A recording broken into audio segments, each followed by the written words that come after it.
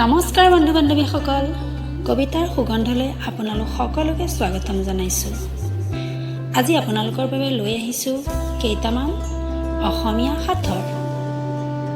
আহকচোন সাঁথৰ কেইটা শুনো। সাঁথৰ নম্বৰ 1। ওপৰেও হাড় তলেৰেও হাড়, মাজত কেৱল পাখি, সেইটোনো কি ধৰণৰ পক্ষী, কৃষকৰ সখী। উত্তৰটো হৈছে জাপি। সাঁথৰ নম্বৰ 2। খোৱাত এটা লোৱাত এটা, কৰাত এটাও নাই।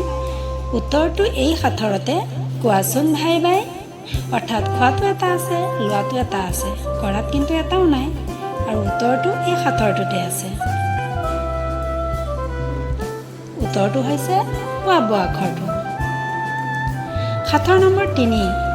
তিনিটা আখৰেৰে মোৰ নামটো, প্ৰথমটো কাটিলে ভঁৰালক বুজাওঁ, দ্বিতীয়টো কাটিলে এজন ৰজাক বুজাওঁ, তৃতীয় আখৰটো কাটিলে মিঠা খোৱা বস্তুক বুজাওঁ। কোৱাচোন বাৰু মই কোন হওঁ? উত্তৰটো হৈছে বাদুলি। প্ৰথম বাটো কাটিলে দুলি বুজায়, দুটো কাটিলে বালি ৰজা বুজায়, আৰু লিটো কাটিলে বাদু অৰ্থাৎ কঁঠালৰ বাদু বুজায়। সাঁথৰ নম্বৰ 4। কলা বননিৰ মাজে মাজে কলিগাই চৰে, দুই পৰ্বতে হেঁচা মাৰি কলিগাইক মাৰে। উত্তৰটো হৈছে উকনি। আৰু বুঢ়া আঙুলিৰ দুইটা নখ হৈছে দুটা পৰ্বত।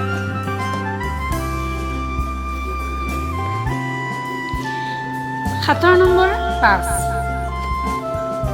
একগোটি বৃক্ষ আছে জগতক জুৰি, তললৈ ডাল পাত ওপৰলৈ গুৰি। এটা গুটিৰ গছ আছে, যি গছ গোটেই জগত জুৰি আছে, তললৈ ডাল পাত আছে, ওপৰলৈ গুৰি আছে। উত্তৰটো হৈছে মানুহ। সাঁথৰ নম্বৰ 6। ছোৱালীৰ এনে কি বস্তু আছে, যিটো বিয়া হোৱাৰ পিছত নাইকিয়া হয়? উত্তৰটো হৈছে উপাধি। সাঁথৰ নম্বৰ 7। তুমি ক'লৈ যোৱা, মোক মাৰি থৈ যোৱা। উত্তৰটো হৈছে ঘৰৰ দৰজাখন। 8 নম্বৰ সাঁথৰ। এই সাঁথৰটো অকণমান দীঘলীয়া, গতিকে সাঁথৰটো মন দি শুনিব।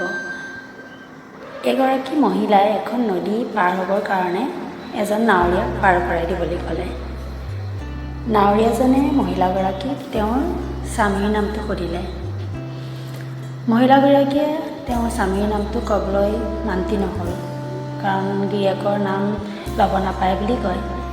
কিন্তু নাৱৰীয়াজন বৰ আকৰগোচ আছিলে। তেওঁ মহিলাগৰাকীক ক'লে যে তুমি তোমাৰ স্বামীৰ নাম ক'লেহে মই তোমাক নদীখন পাৰ কৰাই দিম। মহিলাগৰাকী বৰ বিমূৰত পৰিছিল। মহিলাগৰাকীয়ে তেতিয়া নাৱৰীয়াজনক ক'লে, ঠিক আছে, মই তোমাক এটা সাঁথৰৰ দ্বাৰাই মোৰ স্বামীৰ নামটো ক'ম, তুমি সাঁথৰটো ভাঙি ল'বা। তেতিয়া মহিলাগৰাকীয়ে নাৱৰীয়াজনে হ'ব বুলি ক'লে। তেতিয়া মহিলাগৰাকীয়ে নাৱৰীয়াজনক ক'লে, ৩ 13 মধ্যে 12, 9 দিয়ে যোগ কৰা, এয়ে মোৰ স্বামীৰ নাম, পাৰ কৰা ভাতৈৰাম।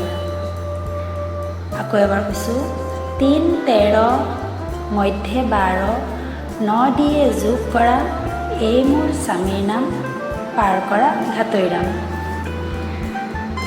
নাৱৰীয়াজনে সাঁথৰটো শুনি অলপ সময় ভাবিলে। তাৰপিছত তেওঁ সাঁথৰটো ভাঙিব পাৰিলে আৰু মহিলাগৰাকীৰ স্বামীৰ নাম জানিব পাৰিলে। তেতিয়াই মহিলাগৰাকীক নাৱৰীয়াজনে নদীখন পাৰ কৰাই দিলে। এতিয়া প্ৰশ্নটো হ'ল, মহিলাগৰাকীৰ স্বামীৰ নামটো কি আছিল? এই সাঁথৰটোৰ উত্তৰ মই আপোনালোকলৈ থলোঁ। মহিলাগৰাকীৰ স্বামীৰ নামটো কি হ'ব আপোনালোকে কমেণ্ট কৰি জনাবচোন। আৰু বাকী সাঁথৰকেইটা যদি ভাল লাগিল, লাইক কৰিব, কমেণ্ট কৰিব, শ্বেয়াৰ কৰিব। লগতে চেনেলটো যদি ছাবস্ক্ৰাইব কৰা নাই, তেতিয়াহ'লে চেনেলটো ছাবস্ক্ৰাইব কৰি দিব। ধন্যবাদ।